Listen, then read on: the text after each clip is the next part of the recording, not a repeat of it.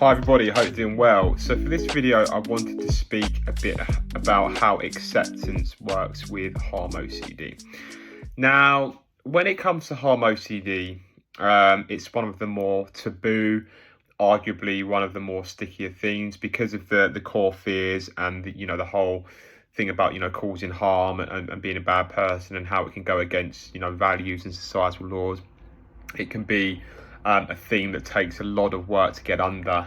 A lot of different fears are at play there as well. The fear of being a bad person, the fear of guilt and shame forever, the fear of going to jail, the fear of like missing out on life if you go to jail, fear of fear being stuck forever, which underpins most themes, and just that overriding sense of guilt and shame where you feel like you deserve to be punished forever if you did cause harm. Now, with harm, we have to go very deep with the acceptance of harm, because otherwise it isn't really going to unlatch, right? It's very difficult to recover from harm OCD without having even like a drop of compassion for yourself. And I know that sounds pretty blasé and pretty sort of reckless to say, where you think, oh, how could I possibly have compassion for myself if you did cause harm? Surely if you have compassion for yourself there, you're condoning it. If you do, that means that you actually want that to happen. I've heard all sorts of variations of that, but no, it's not the reality. We have to think of it from that lens, that scientific lens of acceptance. Seeing that human beings are fallible, seeing that human beings can act in certain ways at certain times based upon different reasons. All right, so let's get more into how we actually go about accepting harm fears. Now, firstly, as you know, acceptance doesn't mean agreement, all right? So when we actually come to accepting this over a period of time, it doesn't necessarily mean that we have to like it, right? And a good example I like to give there is, accepting when somebody has a different political opinion than us. It doesn't necessarily mean that we agree with that. It doesn't necessarily mean that we like that opinion. Another example is when it rains outside, right? I can accept when it rains outside. It doesn't necessarily mean that I like for that to happen or want for that to happen or agree with that, right? So it's important to make that distinguishment between acceptance doesn't mean agreement, of course. And then, like I said, it's going to be tackling it from the scientific angle mainly, right? And when somebody who's caused harm, the knee-jerk response is to say that they're a bad person, they're a monster, they deserve to rot in hell. But when you go a bit deeper, you can really see that when somebody has acted in a certain way, whether it's somebody else, whether it's us, it does tend to be, a reason or two as to why they may have acted in that way. So it can be neurological factors, it can be biological factors, environmental factors. For example, I was actually reading an article about Andrew Tate, the sort of the male, masculine, whatever you want to call him, personality, right? And yeah, don't condone some of the things that he's done, but I was reading an article about him, and he used to get beaten as a child by his father, right? And you can maybe see some of those behaviours that he's brought forward with him into today, with some of the way in which he sort of speaks and acts and all those different things. That influence through his father, who knows, could have been a strong influence for the reason why he is today, right? So it shows how there can be that influence there.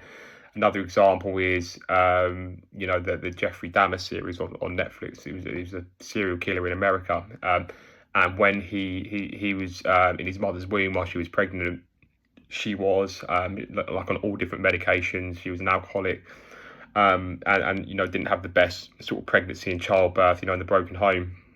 And who knows, maybe some of those influences could have led to him acting in those moments. Again, not condoning what he did and what he did, but the reality is that maybe there was some sort of reason as to why he did come out that way, right? Another example is, I was watching a Netflix documentary, and I've seen, I saw about various prison inmates in there, right? And they look at the reason for why they're in there, and it could be an argument, or they've acted in a moment of anger or jealousy or rage. And in those moments, when those emotions are there, it very much it sort of paralyzes and possesses the person, so to speak. So they act on that in the moment with that strong sort of biological influence going on there. So it's important to see that when people do certain things like that, in many cases, not all for sure, but in a lot of cases, there can be something that has led the person up to that moment, right?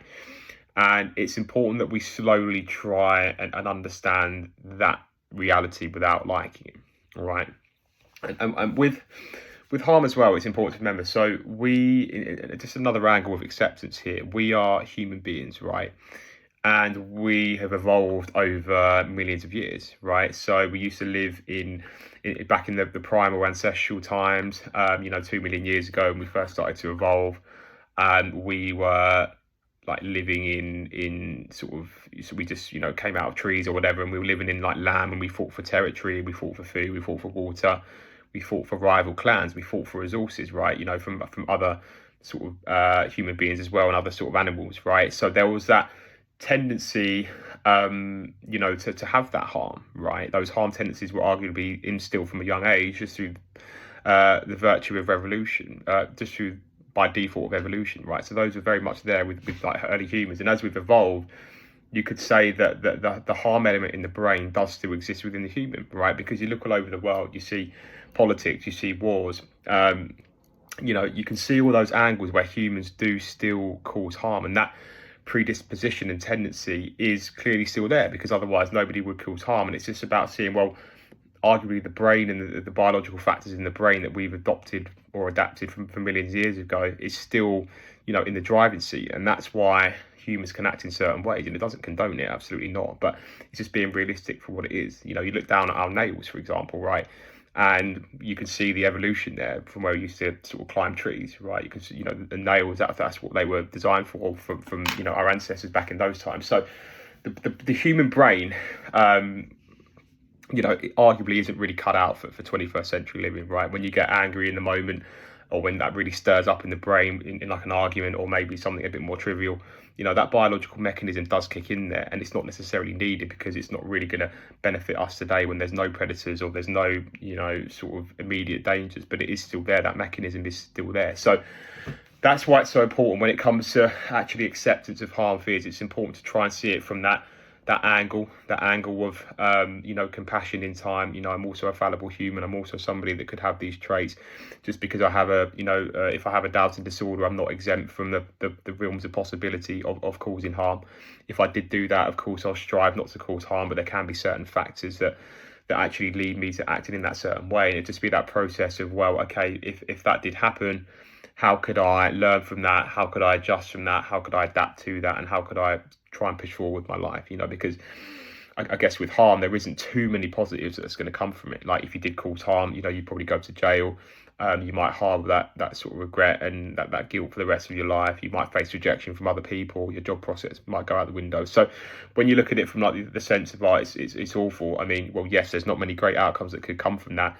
So that's why, especially with this theme such as harm, you really need to go deeper with the acceptance. Okay, and that's why harm OCD is so important with the exposures, because it helps to bring that realization that us as fallible humans, we can face those possibilities of causing harm. When you read articles or you watch certain documentaries about people that do that, it sort of opens the mind up to say, oh, actually, that is a reality. It does happen. People will cause harm for various different reasons, and it's just about coming to terms with that on a deeper level and seeing if how you can apply that compassion to others, and seeing gradually how you could also apply that to yourself, because it's very hard to have that acceptance of others and also apply that for yourself. If your acceptance and compassion for others is weak, then having that towards yourself is also going to be very difficult. So it's about coming to terms with the reality of being a human. And